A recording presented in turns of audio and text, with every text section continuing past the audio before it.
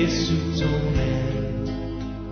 Shalom bien-aimés, que l'Éternel Dieu vous bénisse, que sa grâce surabonde dans vos vies et dans vos familles. Nous voulons partager la parole de Dieu pendant quelques minutes. Nous lisons dans les livres de Psaume 82, verset 6 jusqu'au verset 7. Je lis au nom du Seigneur. J'avais dit que vous êtes des dieux, vous tous fils du Très-Haut. Cependant, vous mourrez comme des hommes, vous tomberez comme un prince quelconque.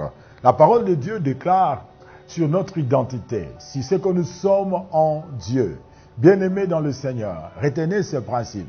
Si vous demandez à Dieu un pain, si vous demandez à Dieu de l'argent, si vous demandez à Dieu quelque chose, voici ce que Dieu va vous donner comme réponse.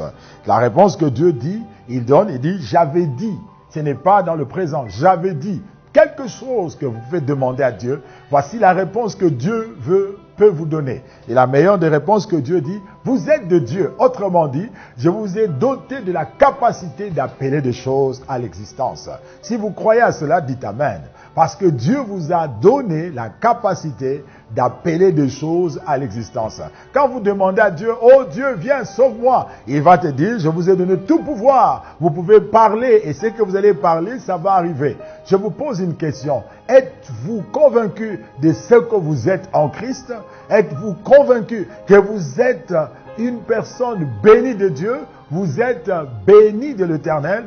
Laissez-moi vous dire, votre identité, vous êtes fils du Très-Haut. Vous êtes Dieu. Vous êtes enfant de Dieu. Vous n'êtes pas un prince quelconque. Vous êtes le prince héritier du royaume de Dieu. Est-ce que tu peux me dire Amen? Tu es prince et héritier du royaume de Dieu. Et quand vous n'avez pas cette connaissance de Dieu, alors vous allez vivre comme n'importe qui. Regardez, le verset 5 dit, « Ils n'ont ni savoir ni intelligence. Ils marchent dans les ténèbres.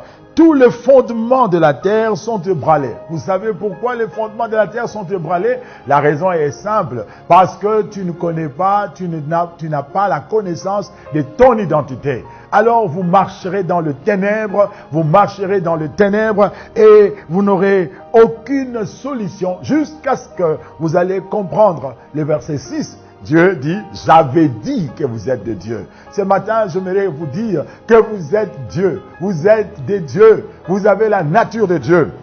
Lorsque j'analyse ce verset, j'arrive au verset 6, je me dis, oh, pourquoi Dieu a dit cela? Il dit, j'avais dit que vous êtes de Dieu et vous êtes tous le fils du Très-Haut.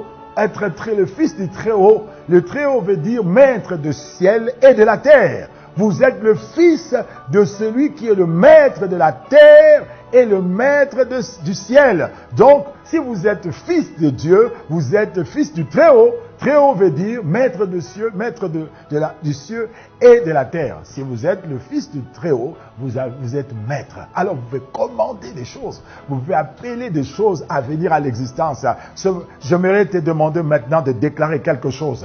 De dire maintenant, puisque je suis le fils du Très-Haut, j'appelle ma solution, j'appelle la guérison, j'appelle le miracle dans ma vie, parce que tu es le fils du Très-Haut. Bien-aimé dans le Seigneur, si vous êtes né en Dieu, vous êtes le fils du Très-Haut. Et le ciel s'ouvre pour vous au nom de Jésus. La nature ne peut jamais vous désobéir dès que vous reconnaissez que vous êtes le fils du Très-Haut. La Bible dit le fils du Très-Haut. Vous êtes le fils du Très-Haut. Que Dieu soit loué. Car je vois maintenant le fils du Très-Haut se lever et commencer à commander les choses et le ciel va obéir et la terre va obéir. Voici ce que Jésus va dire à la fin. Il dit ceci. Tout ce que vous lirez sur cette terre sera lié dans le ciel. Et ce que vous lirez vous délirez sur la terre sera délié dans le ciel. Cela est le privilège du fils du Très-Haut. Ils sont leur Dieu et le maître du ciel et le maître de la terre. Soyez bénis maintenant. Entrez dans vos fonctions.